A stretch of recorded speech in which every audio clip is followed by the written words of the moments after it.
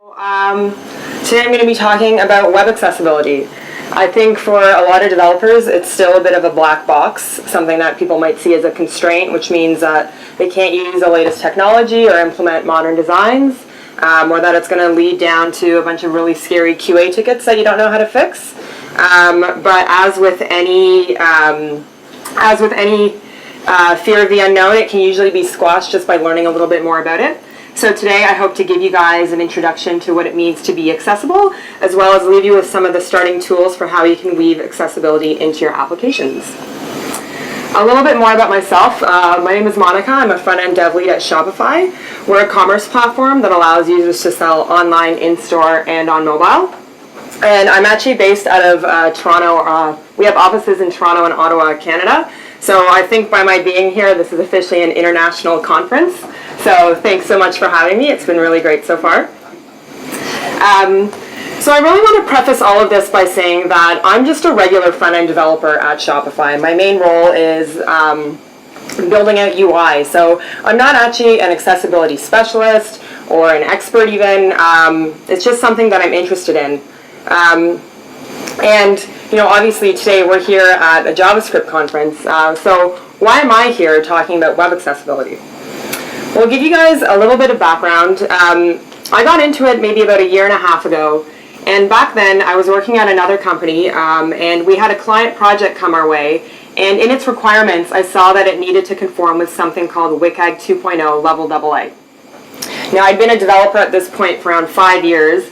And I took one look at this, and I had absolutely no idea what it meant, which was a really scary place to be, because I had no idea how this requirement would affect my code or my timelines, or even the features that I'd be able to build. But this is a year and a half ago, and I survived, and I'm here now. And throughout this time, I also kind of realized why it's important for us kind of regular developers to really start taking a closer look at accessibility, because we're the ones who are building the applications, and so we're going to be the ones that can stand to make a really big difference to a group of users who, let's face it, is pretty underserved by a lot of the internet right now. So today I really hope to demystify accessibility a little bit. You can consider this your curated tour to some of the challenges and techniques and just lessons that I learned and help get me started in web accessibility, and I hope will encourage you to continue on where we leave off today. So I do have just under an hour. I want to leave some questions, some time for questions at the very end. There are a lot of links in these slides, but they will be available, and I'll try and cover as much as I can, but web accessibility is a really big topic. So let's get started.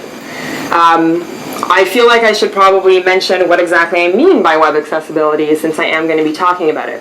So there's two definitions that I really like. The first one says, when sites are correctly designed, developed, and edited, all users can have equal access to information and functionality. So I really like this one because it talks about equal access, but it also underlines the fact that web accessibility is something for an entire project team to take a look at. So I'm going to be talking a lot about the front-end development side of things, but it's not something that you need to face on your own. It's something that you should be working with your designers and content editors on with as well. Next, something that's accessible is something that's able to be easily obtained or used, easily understood or appreciated. I really like this one because it reminds me of something that I'm much more familiar with, and that's of usability. That concept that in an app makes it intuitive and easy and maybe even fun to use. So accessibility just brings this to a much more inclusive audience. And so I just really like to think about it pretty simply, where all people can use an application and it should be easy to use for all people. So who are we considering when we talk about accessibility?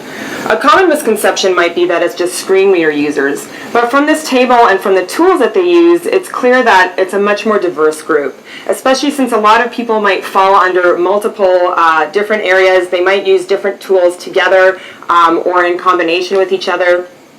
And it's important to know that we're not trying to satisfy one or some of these groups, but we're trying to build something that's going to be more usable for everyone. And the good news is that a lot of the challenges faced by these groups can be solved with common solutions. The other thing to take away is that collectively these numbers are big enough that no one can reasonably say that they don't have an accessibility audience. Chances are you already have these users, so everyone's going to stand to gain something if you start paying more attention to them. So at the start of last year, I felt like I was embarking on a bit of a scary journey, but as developers, we're always solving scary new problems, right? So when it came time to dive in, I started where I usually do, and I went to the docs. So I knew I needed to conform to WCAG. What's WCAG? Well, it stands for the Web Content Accessibility Guidelines, and it's a set of guidelines published by the W3C that sites need to meet in order to qualify as accessible. There's 3 tiers from A to AAA, and each guideline is subdivided into sub-guidelines. Each of those sub-guidelines has a number of documents associated with it, and pretty soon you're looking at hundreds and hundreds of pages and hours of reading. So the WCAG checklist itself is really valuable for evaluating the accessibility of a site after the fact, but it was overwhelming when I tried to use it to learn about accessibility in general. And a few pages in, and this is really what I felt like, just fumbling around with a tool that I had no idea how to use and just getting really frustrated because I was not making any progress. So it was a lot easier for me was to actually think back to some of those earlier definitions, and the challenge becomes a lot more accessible, or the challenge becomes a lot more manageable because I wasn't trying to juggle 100 different rules in my head at the same time. And thinking about accessibility as just improving usability for everyone, it makes sense because that's the ultimate goal. The goal isn't to satisfy this laundry list of items, it's to make something more usable. And when you focus on that, the checklist of items almost just takes care of itself because you can think proactively about how you'll solve some of these challenges. So now that we have a simpler understanding of what exactly we're trying to accomplish, there's a couple things that I want to talk about which are really accessibility basics. And hopefully a lot of this is refresher and people are familiar with it, but it still bears repeating because a lot of people still have questions around some of these basics. So let's actually start with some of the visuals of a site. Obviously, the purpose of most sites is to deliver some kind of content to your users. So why not make it as easily consumable to your users as possible? Start with a good font size and high color contrast. So this is going to help grandma and grandpa, which are like the stereotypical examples, but it's also going to help you on a day like today when you're outside on your phones and it's really sunny and there's really high glare. Or me at the end of the day when, I've been sitting at my computer all day and my eyes are getting tired. So there's a bunch of tools here that can help you judge how, if you have sufficient contrast. This is a screenshot from the first tool, and I really like it because it actually provides alternative suggestions for any colors that you pass in that don't have sufficient contrast. And this was, recently we actually used this on a project to conduct a full color audit of all the colors that we were using. It was a great reason to kind of go through our color palette and figure out which colors were accessible and actually remove the ones that weren't. So we ended up with a much simpler set of colors and so reduced code to support all of them. Our designers were left happy because they now had a really strong guideline for which colors to use in which scenarios. And our users won because they now had better contrast. So this is a good example of how you can work together with your design team to build something much more accessible. Once you do figure out your colors, try not to rely on them too much. So if you do have any information that you're conveying only with color, always try and think of some fallbacks. So this is a pretty typical example, but required fields are indicated with red. Someone with red-green color blindness is going to see this form, curse your name, close the browser, and never use your app again because this isn't usable for them. They have no way of knowing what's actually required. So in this case, you'd want to add an extra label or some kind of symbol to indicate what's required. The same thing applies to any imagery or graphs on your page. Consider adding a legend or texture or something else other than color so that you can give all this information to your users. And finally, your site's going to have images. That's fine, but always include an alt attribute. This is another one of those accessibility rules that people often talk about, and it's so simple, and the reason is twofold. So obviously an alt attribute, the point is to convey whatever's in the image to anyone who is unable to view the image. But the other benefit to including an alt attribute is when you don't include it, screen readers still have to announce something. So without the alt attribute, they'll either announce the source of the image, which is usually just some garbled string.jpg, or you'll be forcing users to listen to this 100 times on the page. Image, image, image. Which is just noise. It's not at all informative. It's going to be really irritating. So always include an alt attribute. There's some articles here on how to write a really meaningful one, but this is a really easy accessibility win.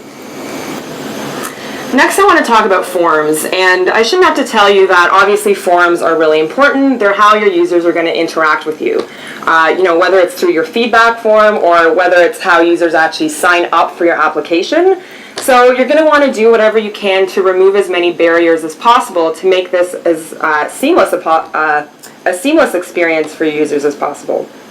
So the first thing you can do is provide labels for all of your form inputs. And I'm going to qualify this and say provide a real label, one that's actually using the for attribute, which points to the input's ID. So it's got to be the ID, it doesn't work with the name, and this is actually really important because it creates a programmatic relationship between the label and the input, such that when a screen reader encounters the input, if you have a label that's tied this way, then that label is actually announced. Without this type of relationship, screen reader users can't actually fill out your form because they won't know what it's asking them. Placeholders unfortunately don't count, so screen readers won't actually announce the content of a placeholder, but even for regular users, there's growing anecdotal evidence that placeholders, especially in long forms, aren't sufficient and still can cause a lot of confusion.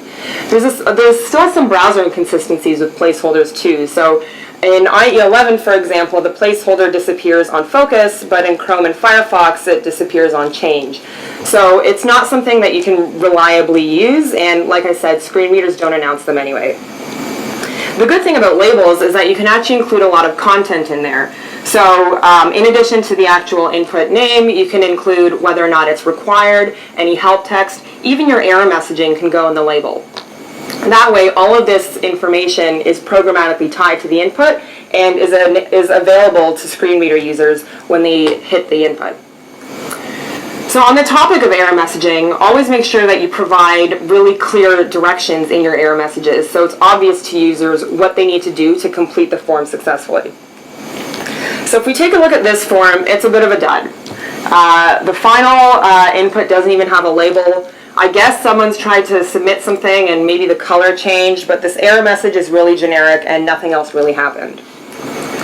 In this second example, on submit, the focus actually shifted, so it didn't just fail silently. Something actually happened in the page. The errors are a lot more descriptive, so there's no question what needs to happen. And as a bonus, I added the label and actually increased the contrast on the placeholder so it's actually visible. So you can still use placeholders, but also make sure that you can see them.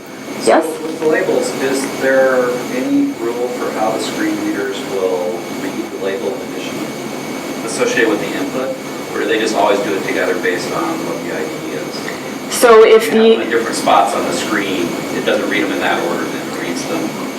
What will happen is when a screen reader user tabs into the input, regardless of where that label is, if it has the ID relationship and the label element itself is visible, then whatever is in that element will be announced back. So it'll read the label too, and then when you tab into the input, it'll read it again. I think some screen readers maybe, they might handle it a little bit differently, so some may read the label and then announce it again. But it also depends on how you're actually browsing the page, if you're in forms mode or not. But that's also I don't want to go too deep down that hole, but we can talk about it after. Okay, so. Can you go back one more? I've got a quick question. Sure. So in this case, you've got label and input are siblings. Yes. But what if you had input as a child of the label and you did not use them for the ID? Would it still correctly? Yes, it would.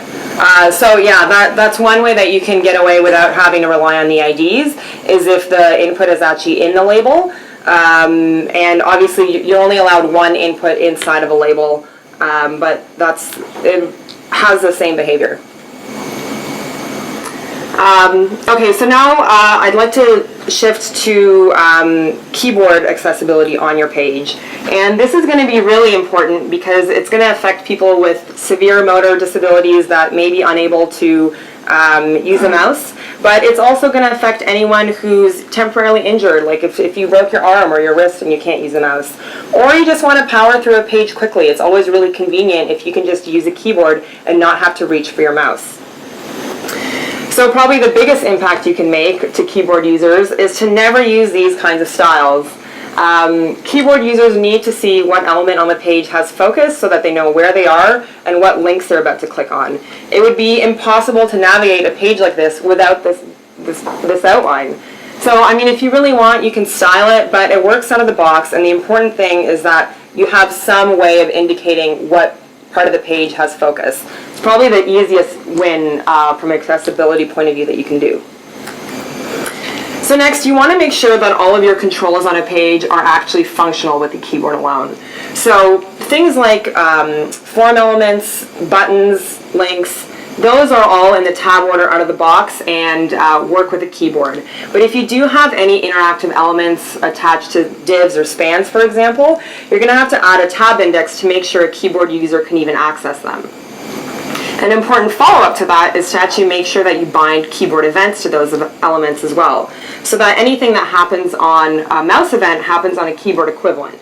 So that includes hover events and styles. You'd style the same thing on focus, as well as any click events have key press equivalents. So there are a lot of keyboard conventions that you would use in order to make this as predictable for users as possible. So generally things like enter and spacebar are used to select and activate a widget. Arrow keys are used to cycle through content, like in tabs or in a carousel. And I mean, this is a pretty common practice, but no one wants to remember the actual key code values. So just save them to a more human readable format to make things easier on yourself, because you're going to be reusing these key codes a lot. But before you start getting too fancy binding all of your own events, remember, depending on the HTML that you use, you can get a lot of this stuff for free. So if we look at the humble select box, from a design point of view, absolutely it's nothing to write home about. But functionality-wise, it's quite rich. Out of the box, you can tab into it, use the arrow keys to navigate, type to an actual option, and then finally make your selection all with the keyboard. That's a lot of functionality to be on the hook for if you end up going with a custom component. Same thing with any controls on your page. So sure, you can add a tab index of 0 and bind some keyboard events and make that span perfectly accessible, but why not just use a link element which includes all of that stuff out of the box for you? But chances are you're actually not linking out to a resource, and you're going to have to deal with the ugly href, so why not just use a button element? If you add type equals button, you can drop it pretty much anywhere on your page, and you're just saving yourself a lot of work and using HTML as it was intended. So now that you have all of your events mapped out, you want to make sure that your focus management makes sense. And basically this means you got to be a little creepy and start following your users everywhere they go on the page. So what I basically mean by this is anytime you introduce new content to a user that might be tabbable, such as opening a modal window, you want to update the focus as well so that the focus follows where the user goes and it's where they expect it to be. So for example, in this case, when I open the modal window, I'm actually setting a tab index of -1 as a one-time thing to focus on that window so that next time the user hits tab, they're actually tabbing through elements in the modal window and not behind it on the main part of the page. So you're going to do this in a lot of different scenarios. So when you've opened the modal window, when you scroll the viewport, if you've transitioned to a new view in your app. If you've closed your modal window, this one's a little bit more interesting because focus was in a part of the page that's now either no longer visible or it may have even been removed from the DOM depending on how you close the window. So this can actually be a really jarring experience because typically what happens is that focus returns to the very top of the document. And this can be really surprising and it just removes all context for the user about where they were when the modal window opened in the first place.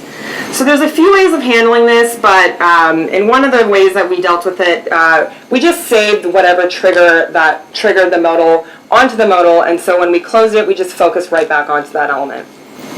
So I'm actually going to do a super quick demo because I think it's worth showing how all of this works. So I'm tabbing through, I trigger the modal window, I'm now tabbed directly in the window. I kind of want to learn about chips, but maybe now's not the time. So I'm just going to return, and I'm right back to where I was. This is a really, really simple interaction, but it's actually really pleasant when it works well, and obviously it makes it much more accessible.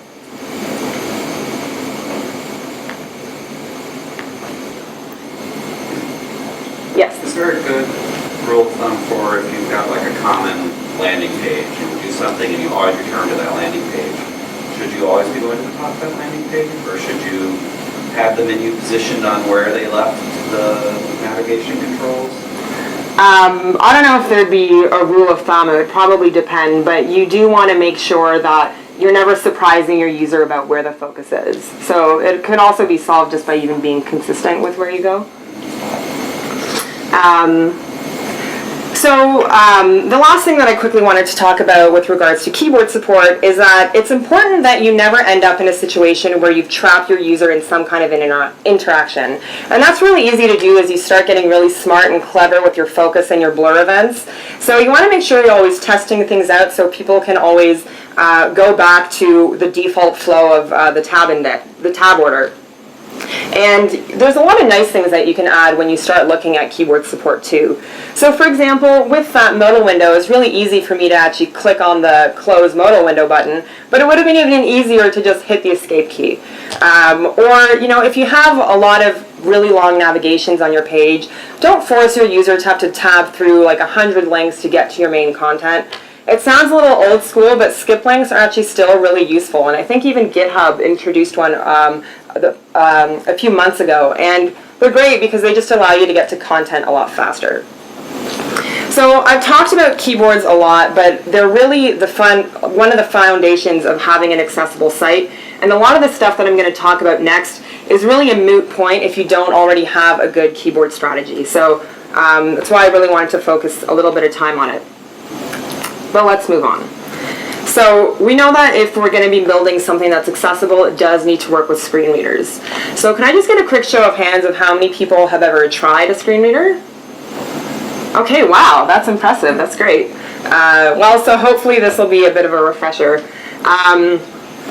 So I suppose then it's not that big of a surprise then that chances are you probably have a screen reader that's on you right now. So iOS comes built in with VoiceOver, and so does regular OS 10. Android comes built in with, there's TalkBack. For Windows users, you can download NVDA, and it's a free and open source screen reader that works really well with Firefox. And for heavy Windows users, there's JAWS. So let's take a look at how they work, because it doesn't make sense to build for a tool that you don't really understand. So at their simplest, they basically announce the generated HTML in the order it appears in the source. So if we take a look at what a browser renders, it's basically made up of everything in your DOM after it's passed through the render tree. So all of your HTML, your styles, your JavaScript, your media, all of that's parsed and rendered by the DOM. The screen reader reads from a pared down version of the DOM called the Accessibility tree. And all this includes is basically the text content as well as any semantically relevant parts of the page. So whether or not that text is a heading or a link, it doesn't care so much if that text was actually inside of a div or a span, for example, because by definition, those don't have any semantic meaning. So the content will still be announced, but the screen reader doesn't really care about those non-semantic parts. So by and large, screen reader users navigate using a keyboard. So that's one of the reasons why it's super important to have good keyboard support. And the overwhelming majority actually have JavaScript enabled, which, since we're at a JS conference, hopefully is good news, because that means we can write accessible JavaScript. They are highly customizable, so expert users will have them set at incredibly high speeds, but don't let that discourage you from trying out screen readers on your own, because you can set them to whatever pace you feel comfortable with, and it does only take a few minutes to get used to one. There's really no substitute, I gotta say, for hearing a page you built yourself with the screen reader too. It can be a very educational experience. So one of the ways that screen readers help users is they actually allow them to drill down to content right away, so they don't have to listen to the entire contents of a page to know it's available. So just like a sighted user will visually scan a page to go to the part that they're interested in, screen reader users can take advantage of keyboard shortcuts to actually go directly to pieces of content on a page, and these are actually dependent on your HTML. So using these shortcuts, screen readers can actually navigate to things like forms, lists, links, and headings. So it sounds silly to say to a room full of developers, but that means that the HTML that you use is actually really, really important. Because if you're not using the correct semantic elements or it's not organized in a way that makes sense, it'll be really difficult for screen reader users to navigate in this way. And by the way, I'm using a screenshot here from the BBC. I really like using them as an example because they tend to put a lot of effort into the accessibility of their web properties, and I've just done a lot around accessibility research, so that's why it's the BBC. So one of the most popular ways of actually navigating in this way is navigating by headings. And this kind of makes sense because the heading structure of your page basically amounts to a table of contents for your page, and it basically makes up something called the document outline. So you can really optimize your experience by optimizing your headings. So you have to make sure that all of your main content areas do have headings and that they're descriptive. So if you hear only the text of the heading, is it clear what the content below it is going to be about? And finally, do they follow a sensible hierarchy? So as you're going down from an H1 to an H6, the expectation is that you're actually drilling into deeper and deeper subsections. And screen readers will actually announce back the heading level to the user. So if you start skipping heading levels, like going from an H1 to an H4 back up to an H2, because like your typography styles rely on this is going to be really confusing because it sounds like there's content missing. And it probably sounds like you should refactor your typography because your styles should really be independent of your heading levels. So, I mean, no page is really this simple these days anymore, but this is an example of the type of document outline you want to be generating with your headings. And where it gets really interesting is when you start using a lot of HTML5 sectioning elements and H1s on a page. The outline that's actually generated by using multiple H1s doesn't follow this kind of neat linear pattern where subsections are nested neatly under their parents. So you're never going to go wrong by using a traditional heading structure. A common question I often get is, how do you selectively show and hide content to screen readers? So screen readers will ignore images that have empty alt attributes. So remember I said always include an alt attribute, but if you are using an image that doesn't have any meaningful content and for some reason it can't be used as a CSS background image, still include the alt at and then just leave it blank. Don't add a space, just leave it totally blank, and then screen readers won't announce anything. Content that's hidden with display and visibility is also ignored by screen readers. Content that's added using before or after pseudo elements, some screen readers will announce it and others won't. So you have to be really careful with how you use these because you don't want to have anything really important in them, but you don't want to have anything that's going to annoy your users either. So where this really comes into play is in things like icon fonts, which make heavy use of these elements. There are ways of implementing these in an accessible way so that you're not bombarding your users with your decorative icons. Or I actually recommend switching over to using SVG. There's a couple other accessibility benefits to using that. Screen readers won't ignore content that you hide with opacity, Z-index, or height. All of that is still going to be announced, so you have to make sure either that content makes sense or you hide it in a different way. If you do want to selectively target a screen reader for some content, you might want to take advantage of off-screen positioning, so using text indent or absolutely position it to some extreme value. But I've seen this kind of yield some not great results just with scroll bars and especially on older mobile devices. So a much more robust solution is to actually take advantage of the CSS clip property.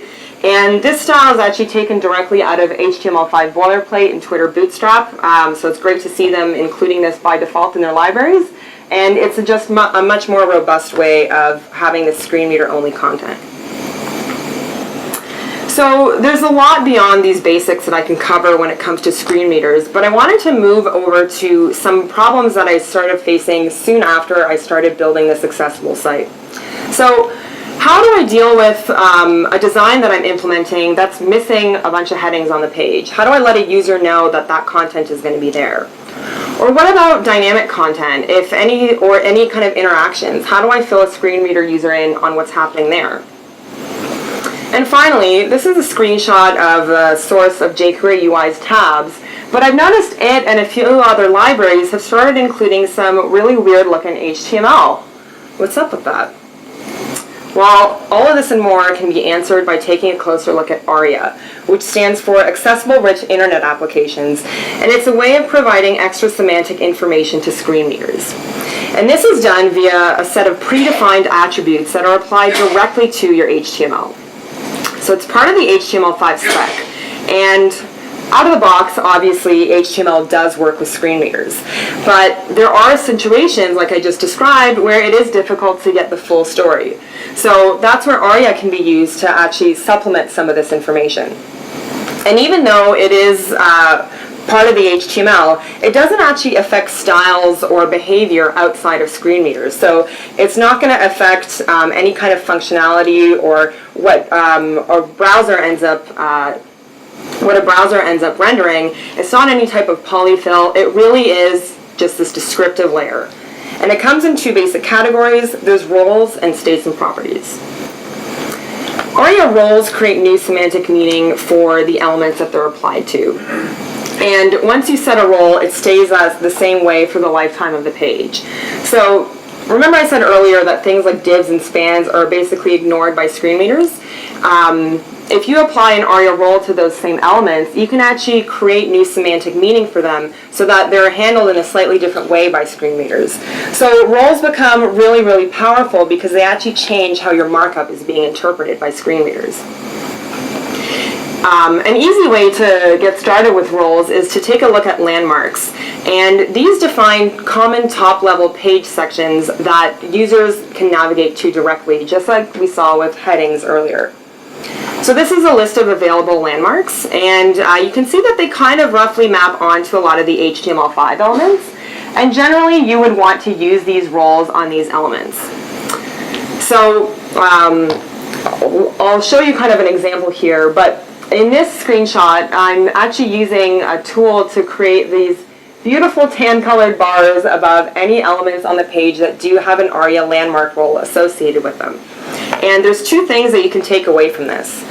First, all of the content on the page is actually underneath at least one of these landmarks, and that's really important because if you're going to be relying on this as a navigation scheme, you want to make sure all the content is available, otherwise it kind of defeats the purpose. Next, you'll also notice that there aren't a lot of landmarks on here, and that's important because you can have too much of a good thing, where if you have too many, it's just going to create a lot of noise for screen readers. And a lot of these, you'd only want one of them on a page anyways. So for something like role equals main, you really shouldn't have more than one, otherwise it's not really the main element, is it? So widget roles are another type of ARIA role, and these create semantic meaning for common interactive patterns. So the easiest way of understanding what I mean is just by taking a look at the available widgets. So things like tooltips, sliders, dialogues, these are really common interactive patterns that you can apply these widget roles to. So if we take a closer look, let's kind of examine a tab. So a typical tab has a pretty predictable HTML and behavior, right? It's usually a list of buttons that shows and hides content below. But except through this very visual tab metaphor, there isn't really a way of describing these semantic relationships to a screen reader. But if we apply ARIA roles to these same elements, we can actually fill some of this in, so the screen reader can then announce this back to users and give them a much greater context into the type of interactive pattern that they're experiencing. So where there was no semantic information before, now there is. So where roles create new semantic meaning, states and properties actually describe relationships between content on the page and between user interactions on the page. And typically, as stuff happens on the page, you would actually update states via JavaScript to reflect the changes that have happened. So if we actually go back to the tab example, we added the roles, but we can now finish the picture by adding states and properties to indicate, there we go, to indicate that which buttons control which tab panels, for example, and then which tab is currently open via the ARIA selected state. And you would update that manually yourself as different tabs were opened. So, states and properties can be used alongside widgets, as we just saw, but they can also be used alone to describe relationships between, yes? So those, these particular ones that you would be changing your JavaScript. Yes. The screen readers are, they're basically listening for changes to those particular attributes in your DOM? So screen readers can be made to listen specifically to changes. There's something called ARIA Live, which specifically deals with that case. And in the case of something like ARIA Selected, basically as you would tab in and out of different elements on the page, screen readers would respond to that by picking up the fact that the attributes change, but only after the user is tabbed back into it. So it becomes a partnership between the user interaction itself and the screen reader. Okay, so these, I wanted to highlight ARIA labeled by, describe by, and label as extra mechanisms to provide better labeling to the content on your page. So just some examples of how you might want to use these. If you provide labels to things like section elements, for example, that means that when a screen reader encounters that section, the label is actually announced so that a user can now make an informed decision. Do I want to continue reading about this section, or do I want to continue on to somewhere else? So in this case, I'm using labeled by, which accepts the ID of an existing text element on the page, and so that's what's announced when a screen reader encounters this section. But you can also actually pass in a string directly to ARIA label, which will also act as a label for that element. So this might be handy if you have, let's say, more than one piece of navigation on your page, like section-specific nav, again, to allow users to more easily discover content on the page. ARIA describe by is the last one that I wanted to mention, and it's a bit different than the label ones because it's not used as a short, concise title, but rather it's used to fill in other relevant information when a label kind of already exists, for example, in the case of a form. So, for example, if we do have any help text or any other supplementary information and we don't want to include it in the label tag, you can actually use describe by to again create this programmatic relationship between that content so that it's announced when a screen reader gets to that input. So especially when it comes to forms, there's a lot of other states and properties that you can use. And here's just a list of all the other ones that you can use on form elements, on other types of elements, on their own, or with ARIA roles. So I really recommend actually looking into the docs specifically to get a better sense of what's available and how to use it.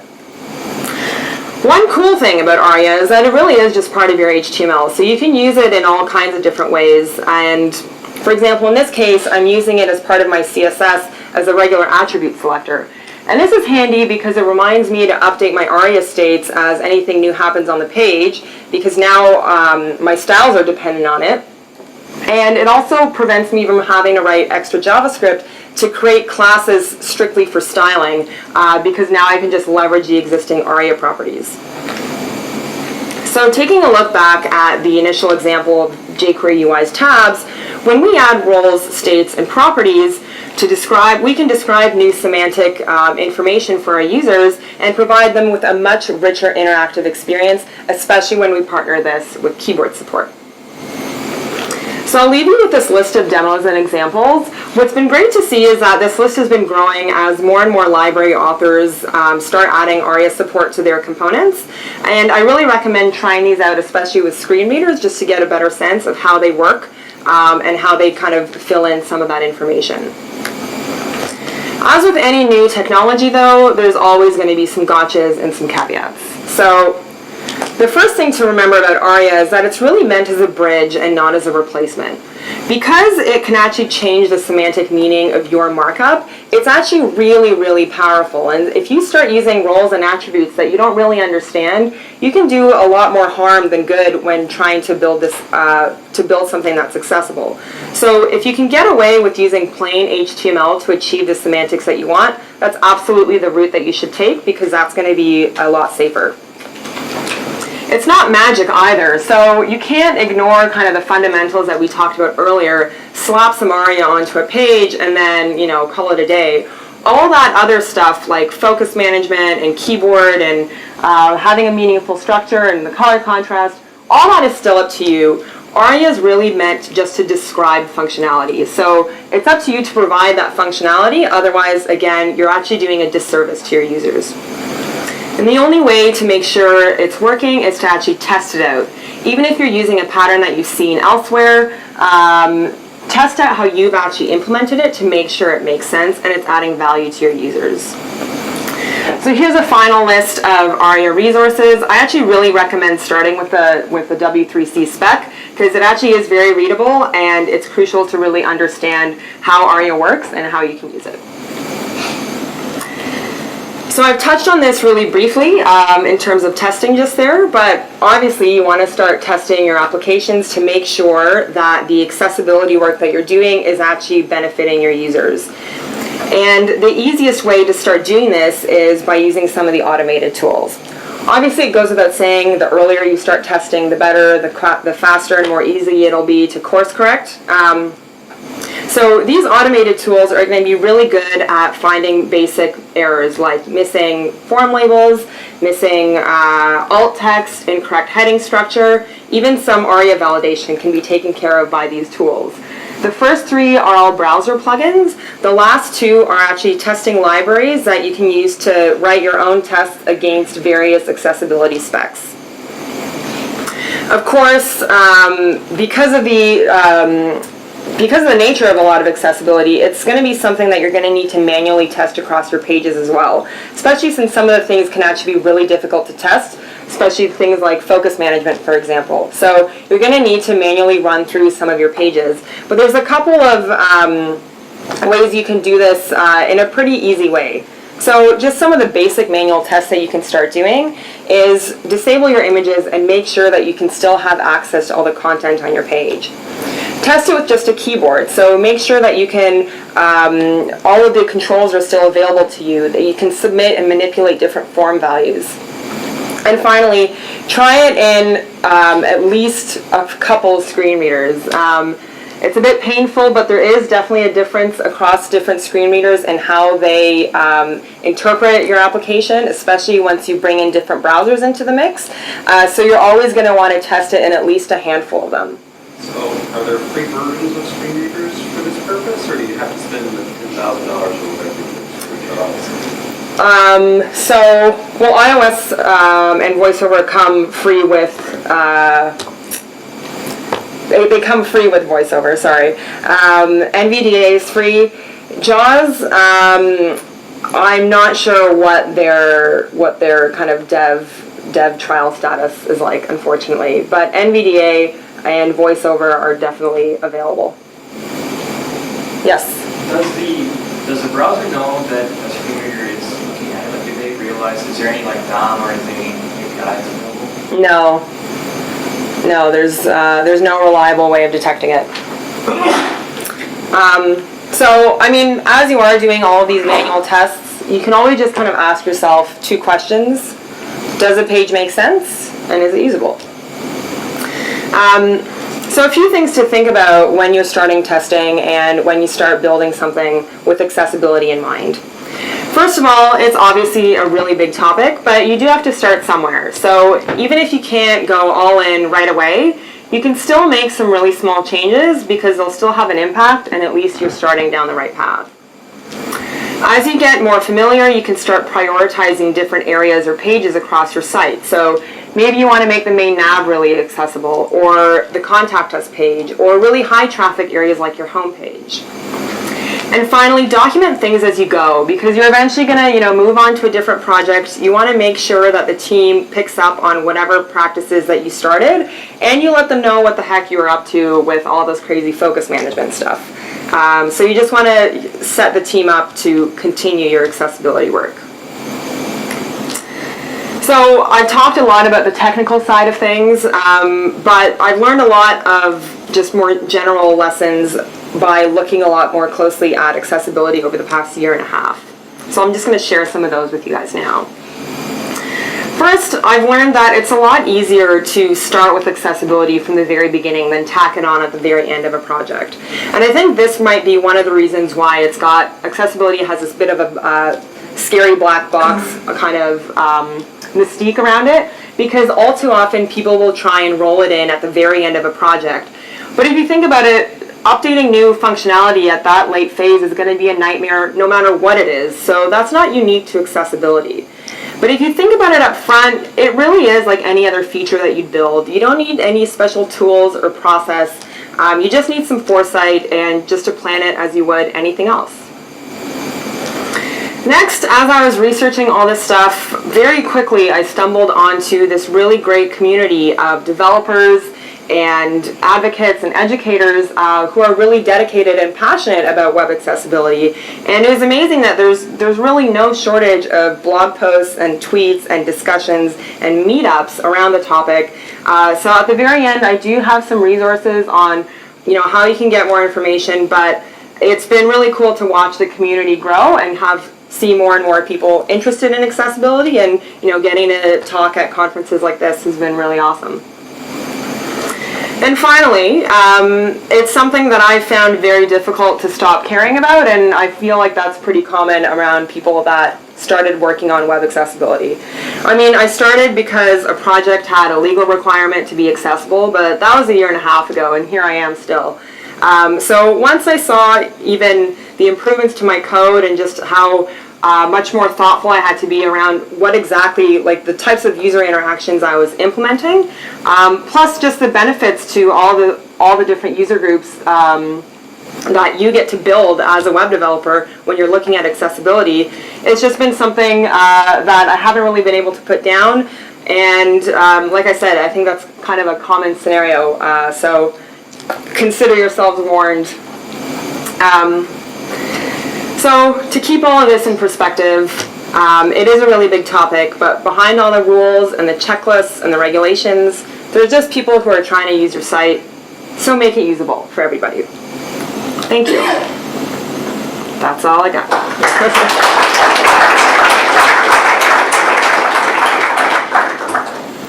So with Screeners, what options does the community that's using a screen reader have when they're trying to actually interact with your site?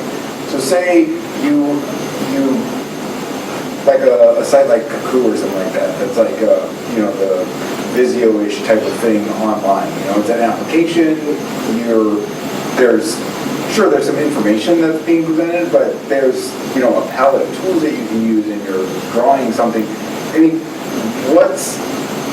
are people who are using screen readers even going to be able to take advantage of that kind of an application, or is there a point in making that kind of stuff accessible or not? Or where's the sweet spot for that kind of stuff? Well, I mean, I don't know. So I haven't had much experience in building applications as robust or as complicated as that. So I can't speak specifically to a scenario like that, but I think there are, we can do what we can to at least push the needle forward. So, whether or not something like that can ever have full screen reader support is one thing, but can it have keyboard support? Can it have, design that makes it easy to read?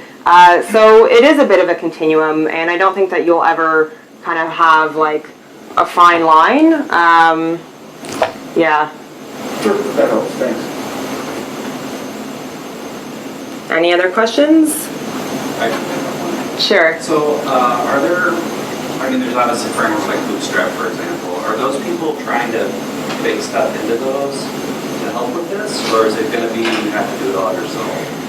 So there's actually been more and more attention being given to accessibility by some of those larger frameworks. jQuery UI in particular has been really dedicated to adding accessibility support, specifically ARIA, to their widgets for a long time. They work really closely actually with accessibility companies to try and bake that into their widgets out of the box. And something like Twitter Bootstrap actually